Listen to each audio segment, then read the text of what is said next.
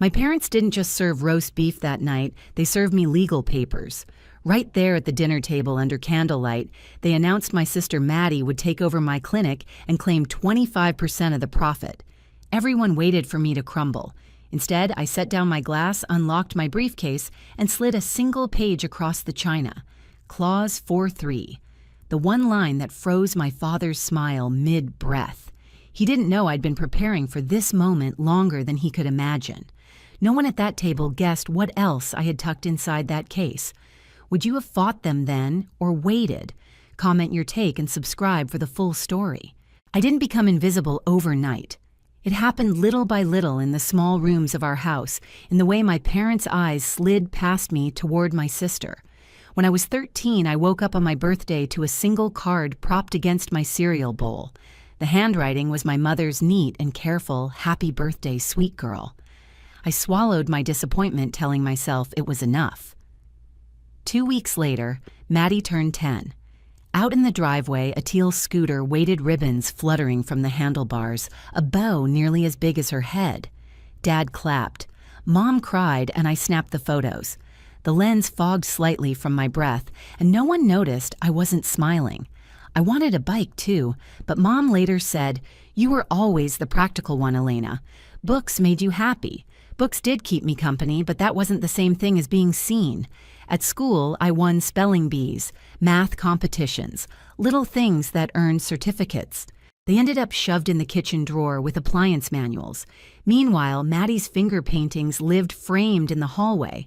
I told myself it didn't matter, but I can still remember the sharp smell of lemon cleaner under my nose as I stood on tiptoe, dusting my sister's artwork while my own medals gathered dust in a shoebox. Years later, when high school graduation came, I was valedictorian. I poured my heart into that speech. I stood at the podium, trembling in my gown, scanning the auditorium for their faces. Empty seats stared back at me. They slid into the back row as I was sitting down again, apologizing with hushed voices. "Traffic was terrible," Mom whispered. "But don't forget we have Maddie's recital tonight. We can't be late." That night, while Maddie pirouetted across the stage, I sat in the second row clapping until my palms stung, wondering if anyone had heard my speech at all. College was no easier. I picked physical therapy because I wanted to help people move again, to restore dignity to those who had lost it. My parents said, "That sounds like a safe career, but you'll probably marry a doctor someday anyway." Safe. Marry. They never asked why I chose it. Never asked what it meant to me. Money was tight. I worked double shifts at the hospital cafeteria, serving trays of mystery meat, the scent of grease clinging to my hair. At night, I collapsed onto my dorm mattress with ramen noodles cooling on the desk, textbooks spread open like broken wings. My student loans loomed over me, numbers so large I couldn't say them out loud without choking. I still sent Maddie money when she called, though. She was a freshman then, struggling with rent, and I couldn't stand to hear the wobble in her voice. I wired her $100 here, $200 there while I skipped meals.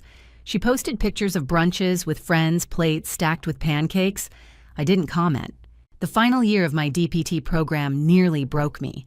My clinical rotations ran 14 hours, my hands trembling from fatigue as I guided stroke patients through exercises. At night, I sat on the hospital floor charting notes until my vision blurred. I started keeping a toothbrush in my backpack because I was more likely to crash in the staff lounge than in my own apartment. When graduation day came, I stood in line, cap balanced awkwardly, robe wrinkled from my locker. My family arrived, of course. But when the time came for photos, Maddie slipped the cap onto her head and Dad snapped picture after picture of her calling out, "That's perfect, sweetheart." I stood there holding my diploma invisible in my own robe. I told myself to be strong, that once I had my license and my own clinic, they would finally see me. The years after were grueling. No one hands you a business. I begged banks for loans, sat in sterile offices, with men in suits tapping their pens, hearing no after no. Without a cosigner, they said, "We can't help you." My parents refused telling me they were saving for Maddie's new car because she needs reliable transportation for her job hunt, so I kept working. I slept on treatment tables in borrowed office space, my breath fogging the vinyl in the cold nights. The janitor found me once at dawn, laptop open, spreadsheets glowing on the screen, student loan notices scattered like confetti. He said nothing, just set a cup of coffee by my hand and left. 2 years later, I finally opened Renew Motion Therapy, 3 rooms peeling paint secondhand equipment, but it was mine. On opening day, Mom and Dad breezed in wearing matching tan coats, Maddie trailing behind with her phone raised for selfies. "Looks nice," Mom said, checking her watch. "Like a real doctor's office." Dad adjusted the frames on the wall. "Just remember, it's always about people, not degrees." They stayed 15 minutes before leaving for Maddie's bridal shower. I swallowed it, smiled, thanked them for coming. When Maddie offered to help at the front desk one summer, I was grateful. Maybe this was her way of supporting me. But within weeks, chaos bloomed. Patients called furious about canceled appointments. Insurance claims bounced back with errors. I stayed until midnight combing through files stuffed in drawers, the smell of stale takeout and highlighter ink filling my office. When I confronted her, she shrugged. It was boring paperwork. Besides, they're old. What else do they have to do? The damage was mine to repair. I apologized to every patient, personally sent handwritten notes, offered free sessions. My reputation teetered on the edge of collapse, but somehow I held it together. Then came the insurance battle. Blue Shield had rejected 3 months of claims. I sat across from their representative, a woman with sharp eyes, already reaching for the rejection stamp. My hands shook as I slid a folder across the desk. Inside were meticulously cross-referenced protocols I'd created after nights of combing through manuals. She raised an eyebrow. "You did this yourself?" I nodded. Silence stretched, broken only by the hum of the fluorescent lights. Finally, she said, "Most providers give up. We'll approve." That month, for the first time, the clinic turned a profit. I sat alone in the dark office, staring at the numbers on my screen until they blurred. No one was there to celebrate with me, but I felt something shift inside. My invisibility had hardened into steel. Still, some nights I wondered, would things ever change? Would my parents ever see me not as a safety net, not as the shadow beside Maddie, but as someone who had built something from nothing? I didn't know the answer then. I didn't know that everything would come to a head over dinner with a manila folder slipped under a napkin and my father's steady voice rehearsing lines he thought would break me. The first clue came not from my parents, but from Facebook. I was sipping coffee between patients when a notification popped up. A friend had tagged me in a post my mother had written, "So proud of our family business, Renew Motion Therapy is thriving." She had attached a picture from my clinic's opening day, her arm around me, but the caption made it sound as if the clinic belonged to all of us. My stomach clenched. Comments rolled in beneath it. "The Carters are such a strong family team. I knew it was a family project. I didn't correct it, not yet. Instead, I took a screenshot. Then I printed it, timestamp and all, and slid it into a folder in my desk. The folder grew quickly. 2 weeks later, Dr. Whitmore, a colleague, mentioned in passing that my father had called him. He said he was looking for partnership opportunities for the clinic. Whitmore explained casual, as if it were normal. I told him I thought you already had everything under control.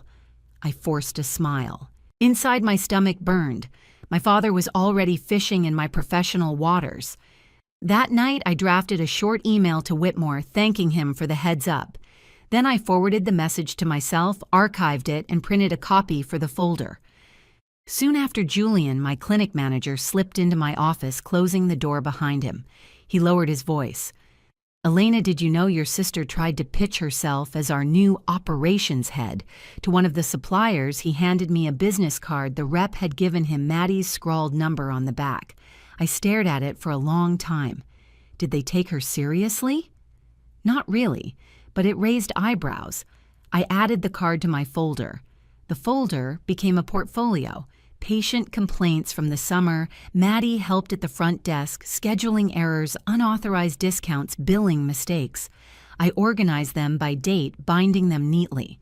My accountant prepared a report itemizing $42,000 worth of free treatments given to family members over 3 years. Dad's rotator cuff, Mom's heel pain, Maddie's endless massages before vacations. I highlighted totals in yellow, each number like a bruise on the page. Then came the discovery that nearly made my hands shake too hard to hold the paper. Julian called me into his office, face grim. "Did you apply for a microloan in the clinic's name?" I froze. No. He slid a printed statement across his desk. There it was, a payday-style loan, small but under Renew Motion Therapy, signed in handwriting I knew too well. Maddie. I felt heat rush to my face, rage mixing with fear. If I hadn't caught it, it could have triggered an audit, maybe even jeopardized our license. I added it to the portfolio. Piece by piece, I built my case.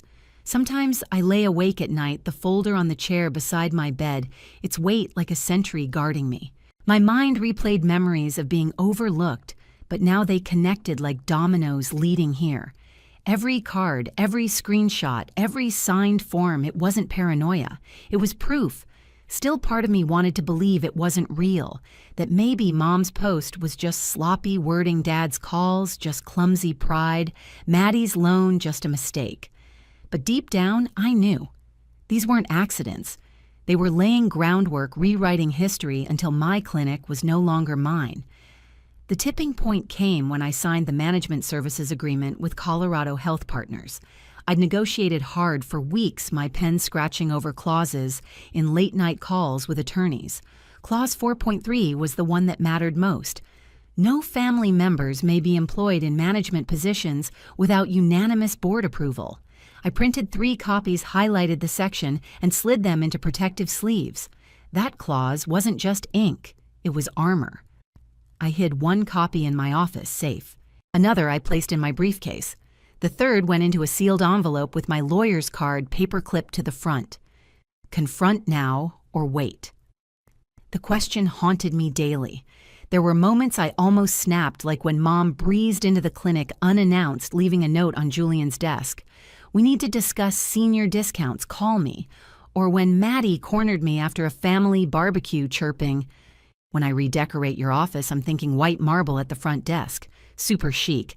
Each time I bit back the urge to explode. Instead, I smiled thinly, filed away the memory, and waited. Because I knew one outburst wouldn't protect me. Only preparation would. And I was prepared. By the time that Sunday dinner rolled around, the one with the manila folder hidden under my father's napkin, my briefcase was already packed. Proof in every form. Screenshots, reports, contracts. I was ready for them. What they didn't know was that I'd been watching, documenting quietly, turning their attempts at control into my own arsenal.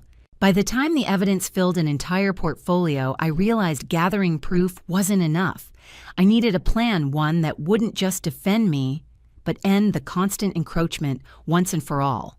The first step was legal.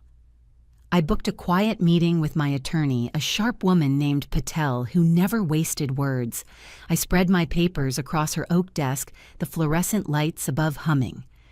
"Can I use this?" I asked, sliding her the screenshots, the loan statement, the clause highlighted in neon yellow. She scanned each page, expression flat. Finally, she tapped her pen against clause 4.3. "This is airtight. No court would allow family interference now. As long as you present it clearly, you're protected." Protected. The word sank into me like a stone, finding its place. Next came logistics. I bought a leather portfolio expensive enough to look intentional, sturdy enough to carry weight. Into it went copies of everything: Mom's Facebook post, Dad's calls, Maddie's errors, the accountant's report, the microloan. Each was placed in plastic sleeves, color-coded tabs peeking like sharp little teeth. But one folder wasn't enough. I needed backups. I uploaded digital copies to a secure drive. Printed duplicates sealed in envelopes were stored with Patel, and one slim USB silver, no bigger than my thumb, slipped into a hidden pocket of my briefcase. If they tried to deny or destroy, I'd still have proof. Then I turned to my allies. Julian agreed to stand by as witness if needed. I'll confirm the loan attempt, he said, sliding his glasses up his nose, and the supplier call. I kept records. Nora, my old mentor, listened quietly over coffee, her wrinkled hands folded on the table. "You've carried this burden alone long enough, Elena," she said. "This isn't about revenge, it's about truth. Don't let them gaslight you again." Her words steadied me more than she knew. Finally, I considered the stage. Home turf was dangerous. At my parents' table, they controlled the narrative. But a neutral ground, that was different. When Mom invited me to another family dinner to clear the air, I countered with a meeting at Brickstone Cafe. Bright lights, public setting witnesses within earshot. They couldn't twist or shout me into silence there. I rehearsed in my head over and over. Calm entrance. Portfolio placed on the table. Let them speak first. Then the reveal, piece by piece, each proof dropped like a hammer until the facade cracked. Still, I prepared for risks. If Dad dismissed the evidence, I had Julian's written statement. If Maddie claimed innocence, I had signatures and timestamps. If Mom played the guilt card, I had the ledger showing every free treatment I'd quietly provided. I pictured every possible angle. If they stormed out, I'd follow with a letter drafted by Patel. If they raised their voices, I'd keep mine even lower, forcing them to flail against my calm. The briefcase itself became my talisman. Every night I'd open it, shuffle the papers into order, snap it shut again. The click echoed like a gun cocking. It reminded me I wasn't defenseless anymore. For years I'd been the quiet daughter, the shadow behind Maddie's spotlight. Now for the first time I had leverage, not loud, not cruel, but undeniable. I whispered the words to myself like a vow. I won't raise my voice. I won't need to. Brickstone Cafe smelled of roasted beans and fresh bread when I walked in that afternoon. I chose a corner table with clear sightlines to both doors, my leather briefcase on the chair beside me. The air buzzed with low chatter and clinking mugs, neutral noise that felt like armor. I didn't wait long. The bell over the door chimed, and there they were. Dad in his pressed golf polo, Mom fidgeting with her pearl necklace, Maddie striding ahead with her practiced smile. They looked like they'd coordinated outfits in muted beige as if color could project unity. Sweetheart Mom said, reaching to hug me. I stayed seated, forcing her to stoop awkwardly for a pat on my shoulder. Dad took the chair across from me, Maddie sliding in beside him. "This is cozy," Dad said, "but family matters should be discussed at home." I placed my briefcase on the table and clicked it open. "This isn't just a family matter, it's my business." Maddie leaned forward, voice syrupy. "We brought muffins from that bakery you love. Thought it'd lighten the mood." She pushed the paper bag toward me, but I didn't touch it. The waitress came, scribbled their coffee orders, and left. The silence that followed thickened like wet wool. Dad finally spoke his tone, that same deep command he used when I was 17 and late for curfew. "Blood is thicker than water. Family stands together, especially in business." Mom reached across, squeezing my wrist. "We've always been proud of you, Elena, always. But Maddie can help carry the load. You don't need to do this alone." I looked at my sister. Her smile was tight eyes gleaming. She slid a tablet from her purse. "I've drafted a new proposal, less intrusive. A consulting role. Just 3 days a week. Social media presence, corporate outreach, 20% share." I let the words hang before answering. Slowly, I unzipped the inner pouch of my briefcase and drew out a folder. "Before we discuss proposals, you should see this." I slid the first page across a printout of Mom's Facebook post, so proud of our family business. Beneath it, the comments time-stamped. Mom's cheeks colored. That was just expression, pride. I placed the next page an email from Dr. Whitmore describing Dad's call about partnership opportunities. Dad's jaw tightened. "I never." "You did," I cut in quietly. My voice was soft enough that they had to lean closer. "And I have witnesses." Maddie crossed her arms. "You've been watching us. Like we're the enemy." I ignored her. From another sleeve, I pulled the loan document Renew Motion Therapy listed as borrower signature scrawled in Maddie's handwriting. The color drained from her face. That's not, it is, I said, sliding the accountant's report beside it. $42,000 in free treatments provided to this family, while I slept on treatment tables to cover my own rent. The cafe around us carried on. Steam hissed from the espresso machine. A spoon clinked in a glass. Our little corner, though, had gone utterly still. Dad shifted, attempting his old businessman's tone. We can negotiate. 20% a trial run. Family should profit together. I pulled out one last document, sliding it neatly on top of the stack. Clause 4.3, Colorado Health Partners Management Agreement. No family members in management without unanimous board approval. The board is me and 2 corporate partners. Your plan was dead the moment I signed this. Dad froze, eyes locking on the highlighted line. Mom's hand slipped from my wrist. Maddie's mouth opened, then shut again. You did this on purpose, she hissed. I made a business decision, I said. My tone was even colder than I intended. One based on experience. For a long moment, no one spoke. Then Dad leaned back, lips pressed thin. You've changed. Success has made you cold. No, I said. Success has made me visible. And you don't know what to do with a daughter you can't ignore. I closed my portfolio with a decisive snap. The sound cut through their silence sharper than any shout. This is the boundary, I said. My business is mine. Future treatments for family will be billed at standard rates, and there will be no more talk of partnerships, ownership, or profit shares. Mom's eyes filled with tears, but for once I didn't rush to comfort her. Maddie stared at the papers, face flushed with something between rage and humiliation. The waitress returned with their coffees. None of them touched the cups.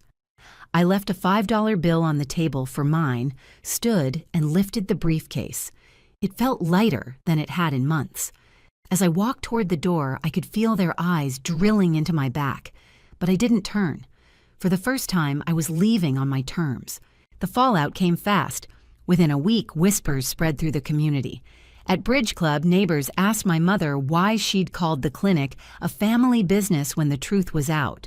My father's golfing buddies repeated what they'd heard, that Richard Carter had tried to muscle into his daughter's success and failed. Maddie stopped posting for a while, her endless selfies replaced by silence. At the clinic, things steadied. Patients who'd overheard fragments at Brickstone Cafe told me quietly, "Good for you." My staff rallied closer, their loyalty deepened by watching me stand firm. One evening, a letter arrived in my mailbox, my father's handwriting on the envelope. I didn't open it. Instead, I slid it into a drawer with the others. If they wanted to talk, it would be through Patel now. I wrote a single email to all 3 of them, my words calm and precise. Any future discussions regarding Renew Motion Therapy must go through my attorney. All treatments for family will be billed at standard rates. Personal contact will be considered only if professional boundaries are respected. Then I hit send. For the first time in decades, my chest didn't feel tight. My hands didn't shake. I wasn't their scapegoat or safety net anymore. I wasn't available for that version of family, and I never would be again. 1 year later, the clinic hummed with energy, 15 therapists, a waiting list months long, and a scholarship fund for students like me who once scraped by. On a quiet morning, I stood in my office, sunlight spilling across the old leather portfolio still resting on my shelf. The documents inside had long since been archived, but I kept it as a reminder I wasn't invisible anymore. Outside my door, laughter from staff and patients filled the air. This was my chosen family built on respect, not obligation. For the first time, peace felt permanent. Family isn't defined by blood, it's defined by respect and boundaries. What would you have done if your own family tried to claim your success? Share your thoughts in the comments. And if you've ever stood your ground against betrayal, subscribe so you won't miss the next story.